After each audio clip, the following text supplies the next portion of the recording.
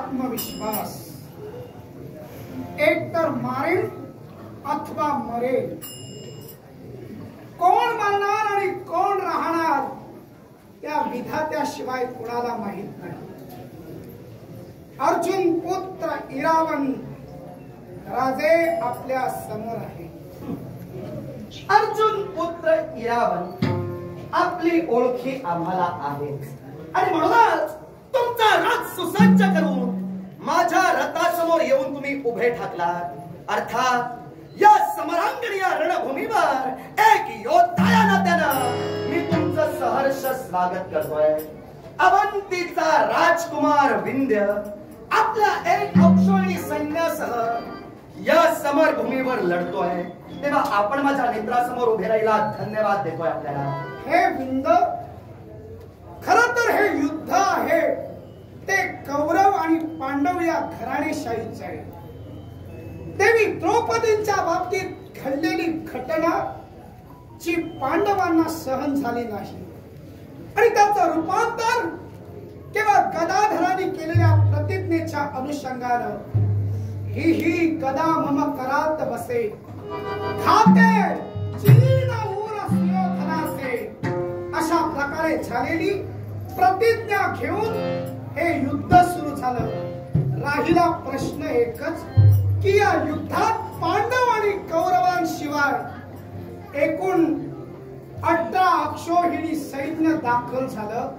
ते का म्हणून एकमेकांचे वैरी ठरले तो परमेश्वर जाणे. इरावन शंका रास्त आपली उपस्थित झाली. कौरव पांडव यांच्या घराण्यातलं हे युद्ध खऱ्या अर्थानं कुरुच्या समरभूमीवर लढत आहे. पण मी त्या पलीकडे जाऊन तुला सांगेन, कारण हे कौरव पांडवांचंच युद्ध नाही तर समस्त आर्यवर्तातील राजकर्त्यांच्या घराण्याशाहीचं हे युद्ध आहे. आणि ते कसं? इरावन सात्यकी आणि भूरिश्रवा यांच्यातील वैमनस्य लक्षात घ्या. धृष्टद्युम्न द्रोण यांच्यातील वैमनस्य लक्षात घ्या. किंबहुना शिखंडी आणि पितामह भीष्म यांच्यातील वैमनस्य लक्षात घ्या. या युद्धाच्या निमित्तानं जो तो आपल्या मनातील राग एकमेकांवर काढतोय आणि आपली सूड भावना सफल करतोय. तुम्ही ऐका, तुम्ही बोलून मोकळे झालात. 18 अक्षौहिणी सैन्य खऱ्या अर्थानं या रणमैदानावर लढतंय. पण स्वाभिमानानं सांगेन, 18 अक्षौहिणी सैन्य बरोबरच 11 अक्षौहिणी सैन्य हे कौरवांच्या बाजूनं आणि 7 अक्षौहिणी सैन्य हे पांडवांच्या बाजूनं लढतंय. त्याच्या पलीकडे जाऊन मी आपल्याला सांगतोय, 7 अक्षौहिणी सैन्य तुम्हाला आणि 11 अक्षौहिणी सैन्य कौरवांना जरी असलं तरी त्यातील 1 अक्षौहिणी सैन्य हे विंध्याबरोबर आहे. आता प्रत्येकाच्या मनाचा संभ्रम असेल. बरेच जण म्हणतायत 18 अक्षौहिणी सैन्य या रणमैदानावर लढतंय, पण मुळात आधी अक्षौहिणी सैन्य म्हणजे काय याची फोड आता मी करतोय.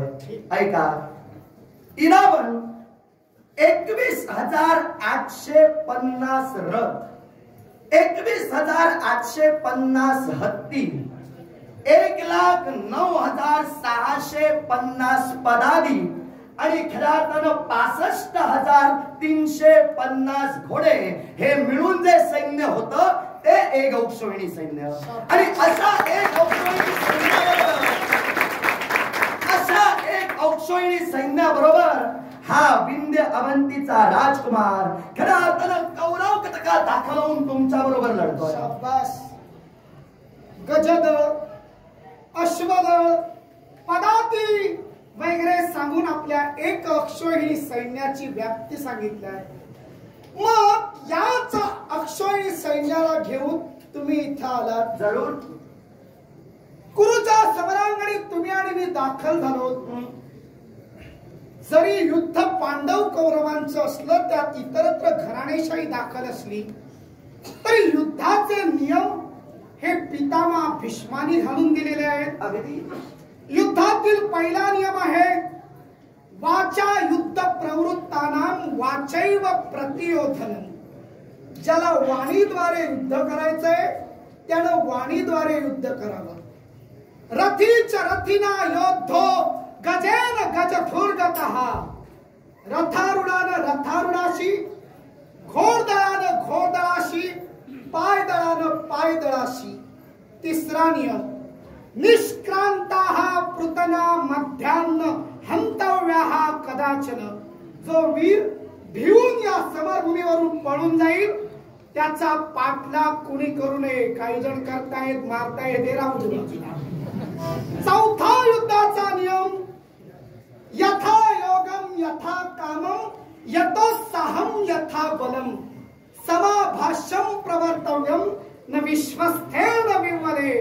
ज्याच्यात जसा उत्साह दांडगा आहे मग तो कोणत्याही प्रकारे युद्धाच्या प्रकारातील योद्धा असू दे, त्याच्या उत्साहानुसार त्याच्या दांडग्या आत्मविश्वासानुसार त्याच्याशी युद्ध करावं.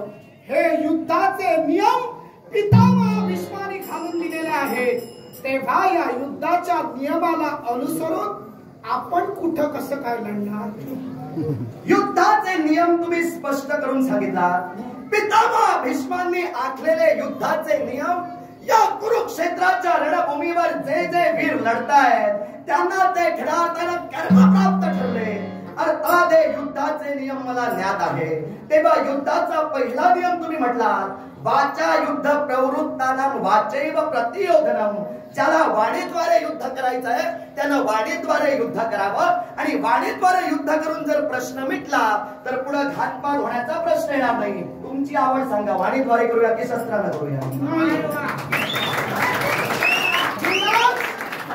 समजा वाणीद्वारे युद्ध केलं, वाणीद्वारे जर मनोबल हतबल होऊन जर तुम्ही किंवा मी मेलो तर माझ्या बरोबर कोण जास्त आलेले नाहीत. त्यामुळे माझ्या बरोबरचे कोण घरी जातील आपल्या पण तुमच्या बरोबर एक अक्षोहिणी सैन्य आलंय. तुम्ही जर बोलता बोलता मेलात तर ते सुखरूप घरी जातील. लढण्याचा काही प्रश्न नाही. तुम्ही काय करणार ते तुम्ही सांगा, मी तयार आहे. इरावण रास्त शंका उपस्थित केला. माझ्या बरोबर एक अक्षोहिणी सैन्य म्हणजे माझी ताकद काय हे तू खऱ्या अर्थानं ओळखलंस. आता तुझ्या बरोबर कोण आले नाही ना तुझ्या दुर्दैवाचा भाग, त्याबद्दल मी काही बोलणार नाही. तेव्हा मी जर बोलता बोलता मेलो हे एक अक्षोहिणीचे माझ्या बरोबर सैन्य आहे यांना स्वाभिमान वाटेल. बिचारा लढता लढता जे काय ते चांगलं सांगून मेला. पण तुझ्या बरोबर तू म्हटलं कोणी आलाच नाही. तेव्हा तू जर मेलास तर सारे नाराज होऊन निराश होऊन जातील. तेव्हा मरायची आधीच भाषा बोलू नकोस, आधी जगण्याची स्वप्न बाळग. इरावण समरंगणात जो पाऊल टाकतो तो जीवनाच्या सीमेतून मरणाच्या सीमेत पाऊल टाकतो. ज्याला आपली सीमा कळली तो मरायची भाषा करणार आणि जगायची भाषा करणार. त्यामुळे मरण्याचा विचार माझा नाही इरावण. मी मरताना मात्र तुझ्या एक अक्षोहिणी सैन्यातील सगळ्यांना जायला भाग तरी पाडणार. न पेक्षा जर तुझ्या वाणीद्वारे युद्धाला तू संपुष्टात आलास तर अखेर धनुर्विद्येचे 4 हात आणि 10 पाय आहेत. त्या 4 हात आणि 10 पायांनी मात्र तुला मारून त्यांना मात्र नक्कीच घालवी. नक्की गैरसमज हा तुझा आहे. समज काय जो विंध्य खऱ्या तर आपला आत्मविश्वास प्रबळ करून तुझ्या नेत्रासमोर उभा आहे तो खऱ्या अर्थानं आपल्या पराक्रमावर स्वाभिमान ठेवूनच आलेला आहे. तेव्हा मला मारण्याची भाषा करण्यापेक्षा जे बोलतोयस ते कृतीनं पटवून देण्याकडे तुझा कल अधिक. युवराज विंद बोला. अवंती नगरीचे युवराज विंद आणि अनुविंद भाऊ भाऊ.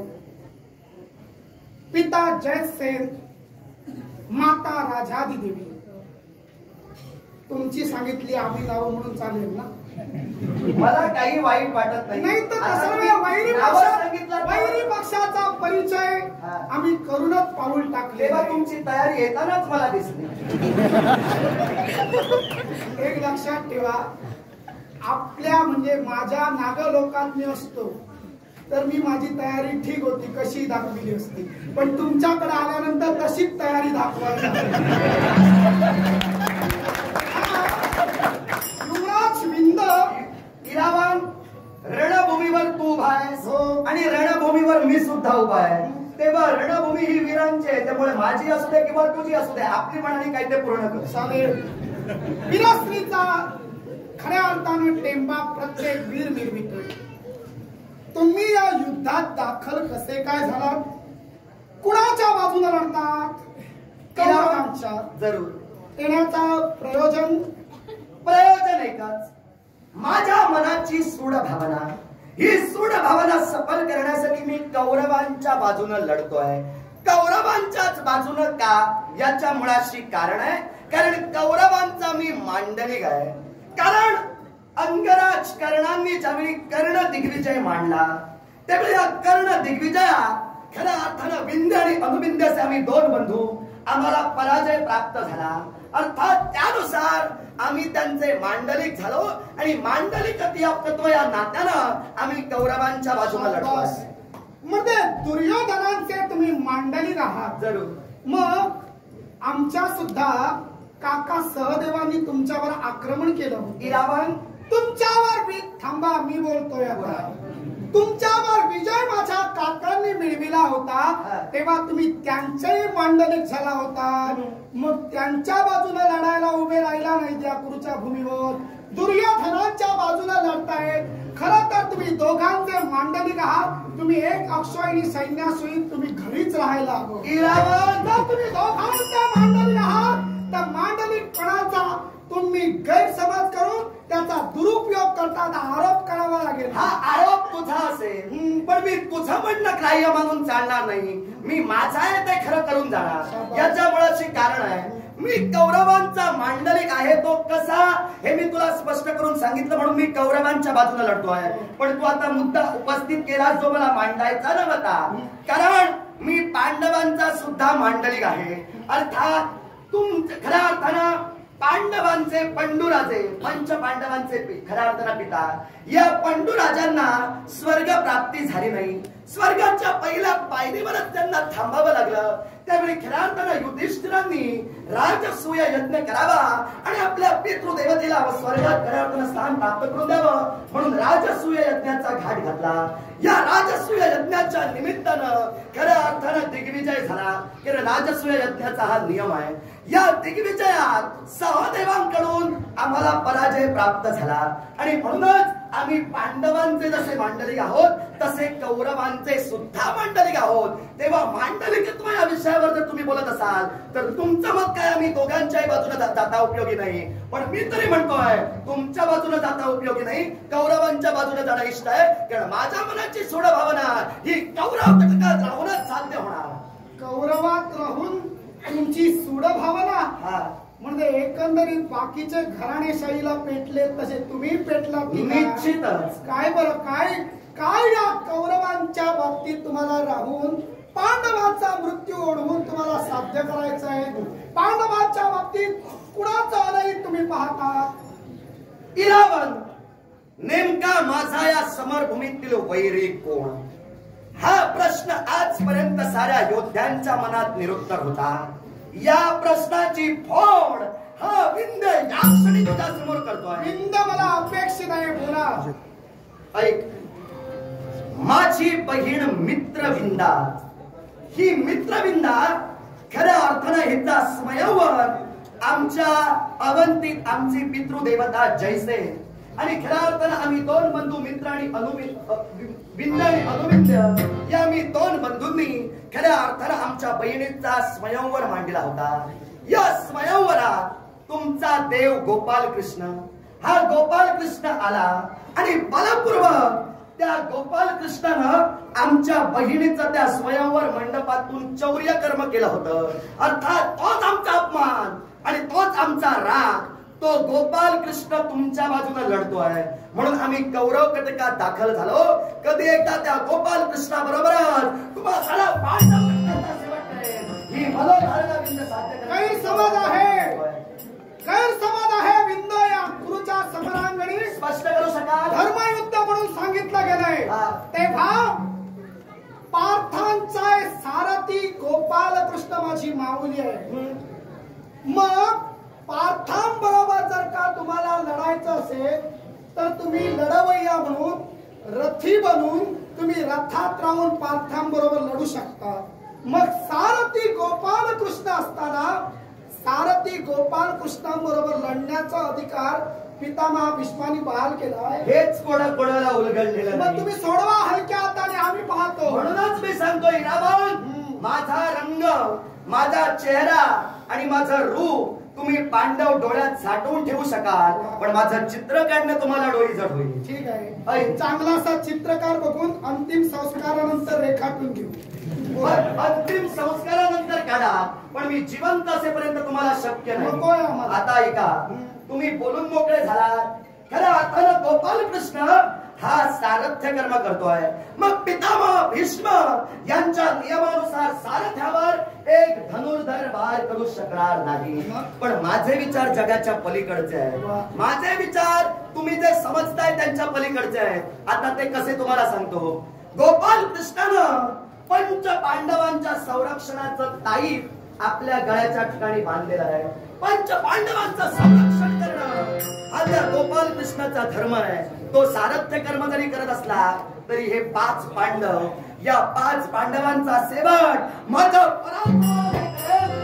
गोपाल कृष्णाला जिवंतपणाचं मरण बहाल करेल. म्हणजे जिवंतपणाचं मरण देणार, थेट तर प्राण त्या देवाचे घेऊ शकत नाही. नियम बाह्य वागणार नाही. शाबास. मग घराणेशाहीचं युद्ध तुमचं मला तर सफल होईल असं वाटत नाही का म्हणून? पण क्षणात मनात शंका निर्माण झाली. बोला. देवी मित्रविंद म्हणजे माझ्या देवाच्या पत्नी होत, तुमच्या भगिनी होत, त्यांचं स्वयंवर केलेलं होतं, होय ना? जरूर. स्वयंवरासाठी देशोदेशीच्या नृपती भूपतींना निमंत्रण दिलं, पण गोपाल कृष्णांपर्यंत निमंत्रण गेलं नाही.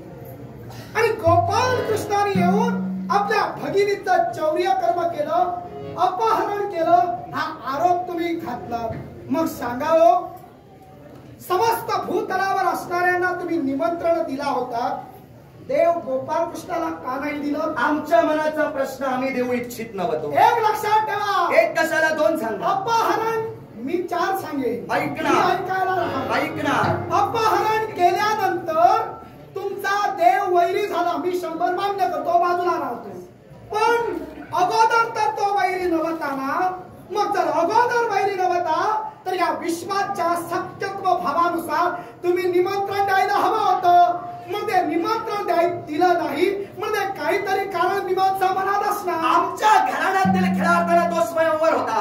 स्वयंवर आमच्या सख्या बहिणीचा होता. तेव्हा आमच्या बहिणीच्या स्वयंवराचं निमंत्रण कुणाला द्यावं कुणाला न द्यावं हा आमच्या मनाचा प्रश्न आहे. तेव्हा पत्रिका का दिली नाही या मुद्द्यावर बोट ठेवून लावू नका. मग एक लक्षात ठेवा, जर त्या देवानं अपहरण करून गेलं तर त्याच्या मागे सुद्धा तरी काहीतरी कारण असेल. तेव्हा ते वैमनस्य आता न बाळगता भावाजी म्हणा आणि येणं जाणं चालू ठेवा. नाही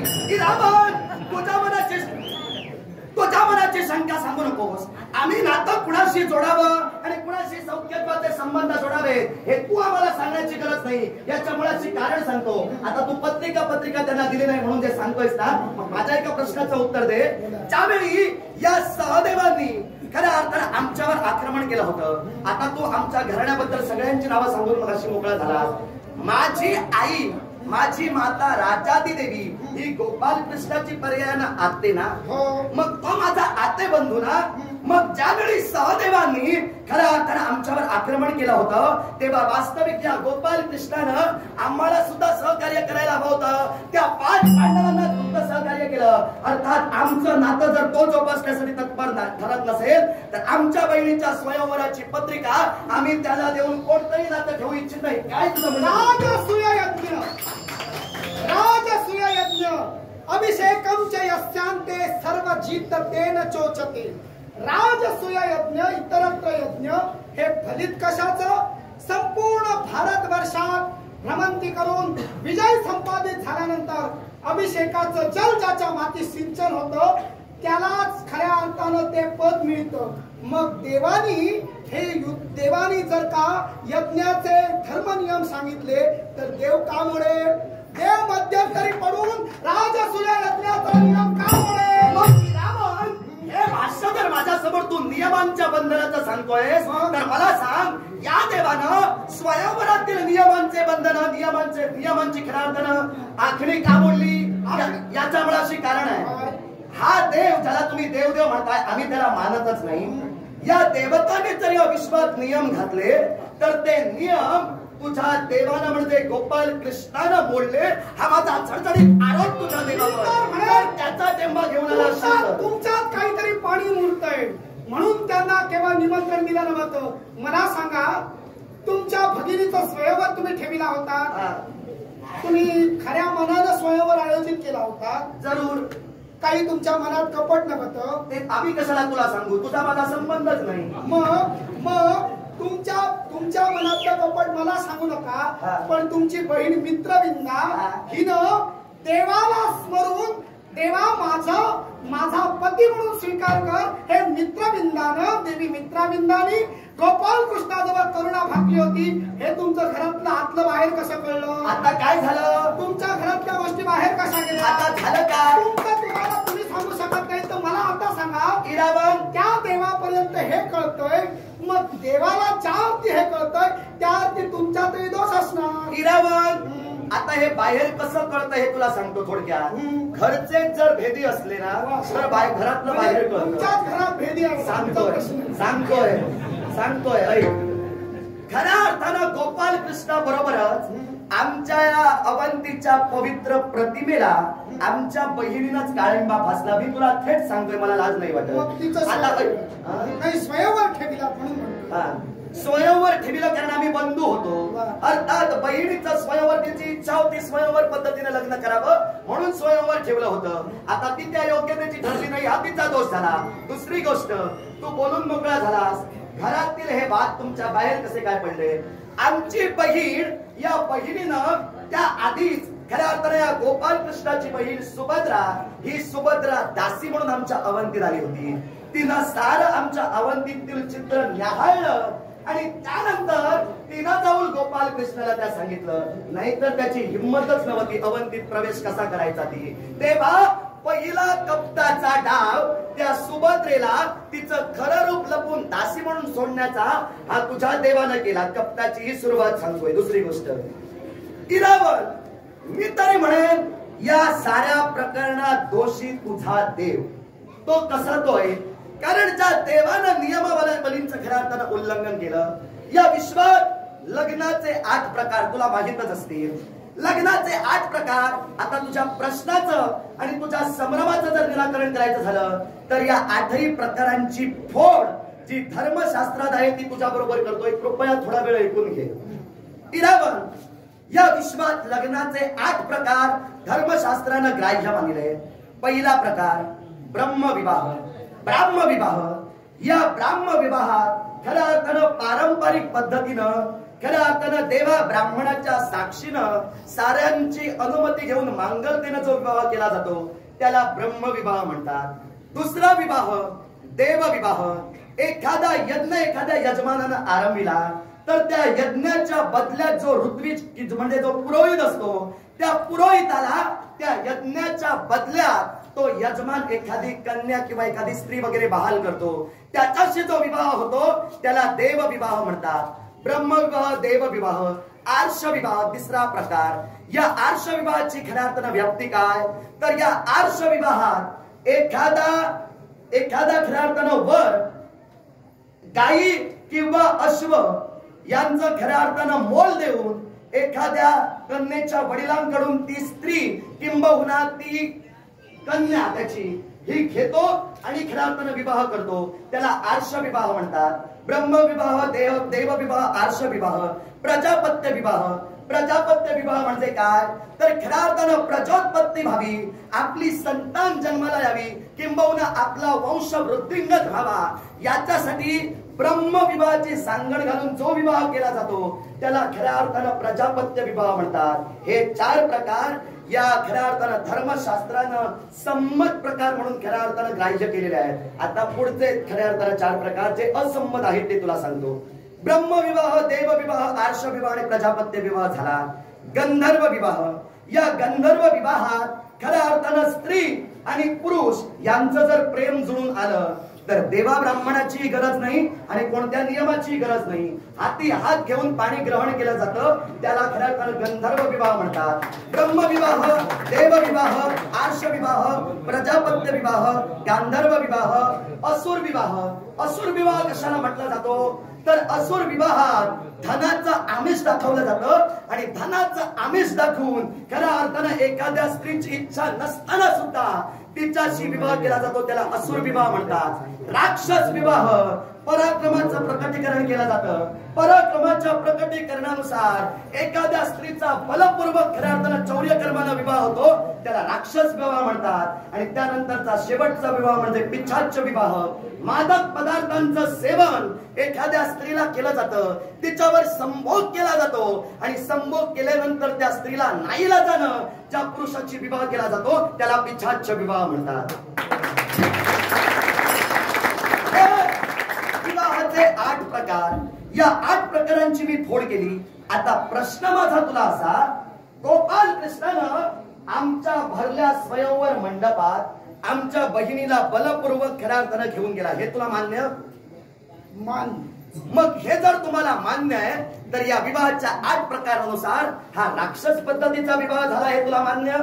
पण मान्य काय सांग? मान्य आणि अमान्य म्हणायला बोलका पोपट नाही तुझ्या समोर. तू सांगेल ते मान्य होय आणि नाही म्हणायला 8 प्रकार तू नवीन सांगितले नाही, ते जुने आहे. विधिपूर्वक कधीपासून सुरू आहे आणि जो प्रकार तू सांग बऱ्याच जणांनी सांगितलेले आहे, पण आता जे सैन्य लढते त्या बऱ्याच जणांना माहित नाही, त्यांच्यासाठी सांगितलं. मग त्यांच्यासाठी सांग. ते इरावनला सांगू नकोस, कारण माझ्या आईचंही लग्न झालं तेव्हा ते कुठल्या प्रकारानं झालं ते मला आता सांगू. तुझ्या आईचं नको, आमचं प्रकरण घेऊ. तुमच्या बहिणीचं प्रकरण घेऊया. तुझ्या भगिनीशी विवाह गोपाल कृष्णानं केला, अपहरण केलं. आता म्हणालास की थेट अपहरण केलं जातं त्याला राक्षस विवाह म्हणतात. पण राक्षस विवाह जेव्हा करायला जातो तेव्हा मुलीची संमती नसते. तुमच्या बहिणीची स्वतः संमती होती आणि सुभद्रा देवींना सांगितलं होतं मला या भागांच्या तावडीतून बाहेर काढा. आता तू सांग, हा राक्षस विवाह, प्राजापत्य विवाह, ब्राह्म विवाह म्हणतात त्याला, का पिशाच विवाह की देव विवाह? आता तू सांग. इरावण म्हणजे थोडक्यात जे प्रकार मी सांगितले आणि तुला जो फिरवला तो मूळ मुद्दा मला हवा होता तिथं आलास. कसा तो सांगतो? तुझ्याकडून काढूनच घ्यायचंय. तुमच्या घरातलं बाहेर पडतोय. जर आता सुभद्रा देवीने आम्हाला कुठं ठेवायला मिळेल, आमच्या घरात बरेच लोक पाहिला येऊन तुम्ही मांडला. इरावनला अशाची गरजच नाही. इरावण अमर्याद आहे, ते मर्यादा माझ्या शोधू नका तुम्ही. फक्त तू सांग, स्वयंवर आयोजित केलं होतं तेव्हा सुभद्रा देवींकडून आणखी सुद्धा वार्ता कळली होती, ती अजून तुझ्या पोटातून बाहेर कशी येत नाही? आणि म्हणूनच ती कशी येत नाही? इरावण ती काय येत नाही? आणि म्हणूनच मी म्हटलं होतं गोपाल कृष्ण तुम्ही धर्माचा जो म्हणता तो आधी धर्माचा नाही, त्याला धर्म म्हणून सांगून मोठेपणा देणं बंद करा. आम्ही देतो, तुम्ही देऊ नका. आम्ही देणारच नाही, आमचा संबंध नाही. दुसरी गोष्ट तुला सांगतो, तू बोलून उद्या भाचे झाल्यानंतर मामा म्हणून भेटायला येऊ नका.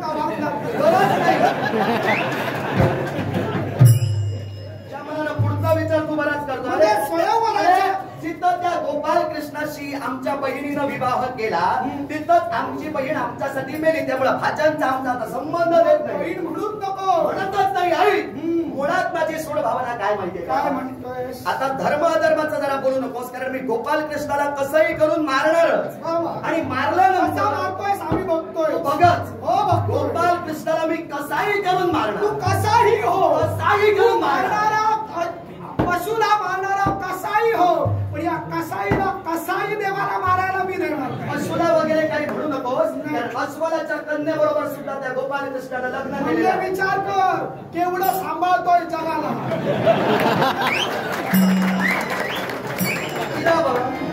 देवाचा टेंबा बराच सांगितला. देव जगाला सांभाळतोय रे. मग जगाला जर सांभाळतो म्हणतोयस तर आम्ही सुद्धा याच जगात येतोय. मग आमच्या खऱ्या भावनांचा चुराडा करून इतरांना सांभाळतोय, जगाची सांगतोय. देह देवापाशी, लक्ष जोड्यांपाशी तुमची परिस्थिती असेल.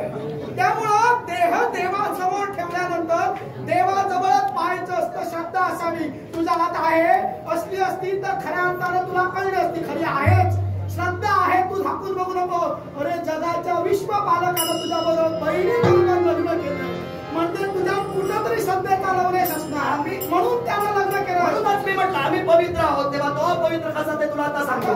आता तूच सांगितलं असतं श्रद्धेचा म्हणजे पवित्रतेचा लवलेश आहे म्हणजे आम्ही पवित्र आहोत हे मान्य केलं. आता ते मला पटवून देण्याची गरज नाही. तुझ्या देवाचं सांगतो कुठंतरी आहे म्हटलं लवलेश आहे ना आहे ना ते लवलेश आहे हे तर मान्य करतो आहे आमच्यात लवलेश आहे तर मान्य करतोस.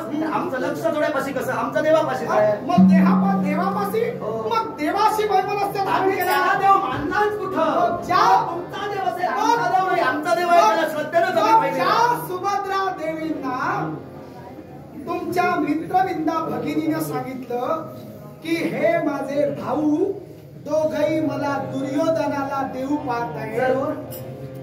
मग जर दुर्योधनाला तुम्हाला तुमची बहीण द्यायची होती तर स्वयंवर ठेवून सगळ्या देशोदेशीच्या राजांना आणि तिथं जागेवर बसवून काय शोभेचे पुतळे करून ठेवला होता.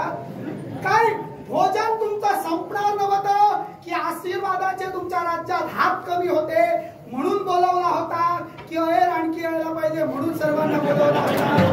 जर स्वयंवर करायचं होतं तर जर तुम्हाला सुयोधनांना द्यायची होती तर लग्न ठरवून करू शकला असता. तुमच्या त्या ब्राह्म विवाहानं या इतरत्र विवाहाची गरज नव्हती. आता तू जे काही बोललास त्याला बगल दे थोडासा प्रश्न विचारतोय. माझ्या ध्यानीमनी नव्हता बोललास त्यामुळे सांगतोय. आता जर समजा तुमच्या घरावर तुमचे जे सलोख्याचे आहेत किंबहुना तुमचे आप्त इष्ट आहेत त्यांच्यापैकी जर एखाद्याचा स्वयंवर खेळाडूंना योजिला तर इतरत्र जे आहेत ज्यांच्याशी विवाह होतो आणि ज्यांच्याशी विवाह होत नाही आता ते बाकीचे जे आहेत ते काय भोजनासाठी आणि अहेरासाठी देतात काय? नक्कीच सांगतो. ज्यांचं लग्न ठरवून होम हवन करून ब्राह्मणांच्या साक्षीनं केलं जातं ते आशीर्वादासाठी अहेरासाठी आशीर्वादासाठीच येतात. पण स्वयंवरासाठी येतात ते स्वयंवरात स्वतः ती आपली कन्या आपल्याला वरेल म्हणून येतात. माझीचं कसं झालं सुयोधनाला मी बोलतोय सुयोधनाला द्यायची होती आणि इतरांना बोलून त्यांची उत्तर पूजा करायची होती म्हणून त्यांना जागा दिला आणि बसायला सांगितला आणि नंदी बैलासारखे त्यांच्या समोर आपल्या बहिणीला ये झाला घालायला सांगितला. म्हणूनच माझ्या भगवंतानं तिच्या भर स्वयंवरातून तिला अपहरण केलं कारण इतरत्र राजांचा उपवर्ग तुम्ही करत होता. ऐक इरावण शंका तुझे म्हणून शंकेचं निराकरण करतोय. तू म्हणालास इतरत्र राजे अहेर किंवा भोजनासाठी येतात. माझ्या माहितीनुसार किंबहुना माझ्या अभ्यासानुसार येणारा प्रत्येक राजकुमार किंबहुना प्रत्येक राजा हा जिथं स्वयंवर आहे तिच्या प्राप्तीसाठी म्हणजे लग्नासाठीच येतो. मग तुमचं राहिलं होतं तर बोलावलात का? ऐक याला कारण होतं. कारण मी तुला स्पष्ट करून सांगणारच होतो पण त्याआधी तू बराच फिरलास म्हणून मी कारण थोडं थांबविलं. मी फिरल्यामुळे तुला थोडक्यात सांगता येईल तू थोडक्यात सांग. इरावण आमच्या बहिणीच्या स्वयंवराची निमंत्रण पत्रिका गोपाल कृष्णांना मी दिली नाही मान्यच करतोय दिलीच नाही. याच्या मुळाशी कारण काय ठरलं माहितीये का? ज्यावेळी सहदेवांनी खऱ्या अर्थानं आमच्यावर आक्रमण केलं होतं तेव्हा हाच गोपाल कृष्ण आमच्या विरोधात उभा होता. हाच गोपाल कृष्ण फक्त त्या 5 पांडवांना सहकार्य करत होता. वास्तविक हा माझ्या आतेचा मुलगा हा माझ्या आतेचा खऱ्या अर्थानं भाऊ खऱ्या अर्थानं पुत्र होता.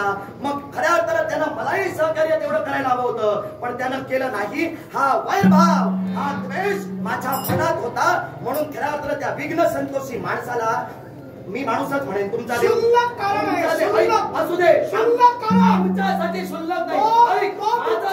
तो तुमच्या आतेचा मुलगा मग प्रत्यक्ष ययाती राजे ज्यांचा जन्म झाला या ययाती राजांपासून त्यांचे पुरु क्रोष्टू यदू तुर्वसू यांच्यापासून शाखा विस्तार झाला आणि त्यांच्या शाखेतील सध्या भारत भूमीवर असणारे सर्व राजे सर्व मुलं आम्ही नात्यानं भावंड आहोत. मग इतरत्र तुमच्याबरोबर काय लढायला मरायला आले होते प्राप्त परिस्थिती आले होते. मी तुला मग नात्याचा विचार सांगू नका प्राप्त परिस्थितीत बोला. प्राप्त परिस्थितीतच सांगतोय. खऱ्या अर्थानं यानं मला सहकार्य न करता फक्त त्यावेळी त्या 5 पांडवांना केलं. हा जर जगाचा देव होता तर त्यानं 5 सहकार्य का करावं तर आम्हालाही करायला होता. हा वैरभाव आणि म्हणून आमची पत्रिका त्याला श्रद्धा जर का अतूट असली असती आमची श्रद्धाच नाही त्याच्यावर बोलू नका. मग देवाच्या बाबतीत आपला असं म्हणण्यासाठी बोलू नका. देवाजवळ देवळात जाऊन देवाला सांगायचं असतं देवा मला धन दौलत ऐश्वर्य दे. तेव्हा तुम्हाला फक्त माझा म्हण म्हणायचं असतं. तो माझा म्हणणार तुमच्या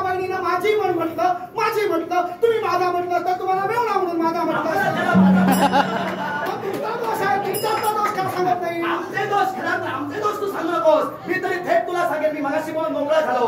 आमच्या घराण्याला आणि आमच्या पवित्र प्रतिमेला काळिंबा हा खरा तर आमच्या बहिणीनंच लावला. तेव्हा ऐक, माझा उद्देश काय तो तुला सांगतो.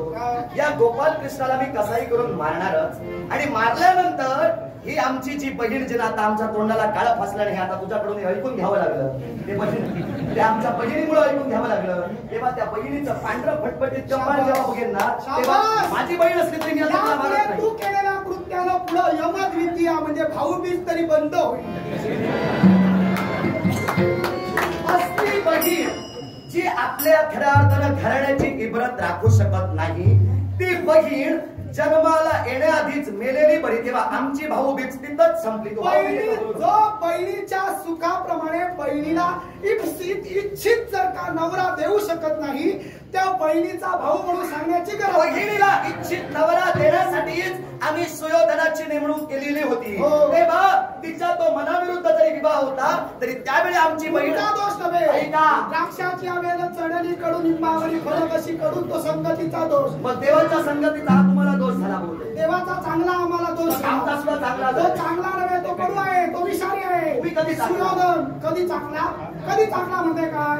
अरे ढेकणाच्या संगे हिराई भंगला, साधू द्यायचा.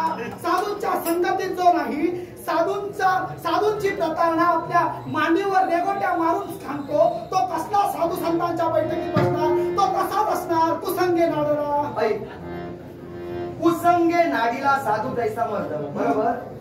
मग जर कुसंगे नाडीला साधू जैसा मर्द असं तू म्हणत असशील, तर ज्या सुयोधनानं आता तू सांगितलंस मांडीवर उभ्या आडव्या रेगोट्या मारल्या आणि साधूची विटंबना केली, तो त्याचं हवं ते काय ते करेना. मला काय करायचंय? माझा वैरी हा तुमच्या बाजूला लढतोय. मी तुला आतापर्यंत झालेल्या माझ्या संवादात असा एकही शब्द सांगितला नाही की मी धर्माच्या बाजूला लढतोय आणि सुयोधन धर्माचा आहे. मी का लढतोय? माझ्या मनाचा उद्रेक जो आहे, माझ्या मनाची जी सूडभावना आहे ती सफल करण्यासाठी मी लढतोय. दुर्योधन धर्माचा अधर्माचा याच्याशी माझा काही संबंध नाही, पण तुमचा देव धर्माचा नाही, तो अधर्माचा. तो जगाचा देव आहे. जगाचा देव असेल मी त्याला मानतच नाही. धर्म कुणी मानावा न मानावा हा प्रत्येकाच्या बुद्धिमत्तेचा प्रश्न. माझा बुद्धिमत्तेचा प्रश्न आहे. नको पटू दे. पण ज्या या युद्धाच्या ठिकाणी गुरुच्या समरांगणी आम्ही लढवय्या म्हणून उभे आहोत, तो देवाची बाजू घेऊनच इरावण बोलणार. मग देवाच्या बाजूला जर तू लढत असशील तर मी सुद्धा माझ्या मनाचा उद्रेक आणि माझ्या मनाची सूड भावना सफल करण्यासाठी झटणार. मग तसं असेल तर माझाही नाही लाज असेल. माझाही नाही लाज. मग शकम प्रतिशाट्य करून या रणभूमीवर एकमेकांच्या वाणीद्वारे युद्ध. या युद्धात तूही मरत नाही, मी मरत नाही. मग यापुढे युद्ध होणार ते शस्त्राचं. ठीक आहे. निसर्गरम्य ओटवले गावात देव माझा रंगाचा.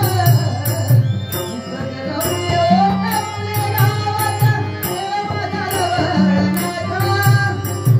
नाट्यपुष्पे सादर करीतो महायोद्धाई रावण. नाट्यपुष्पे सादर करीतो महायोद्धाई रावण. निसर्गरम्य ओटवले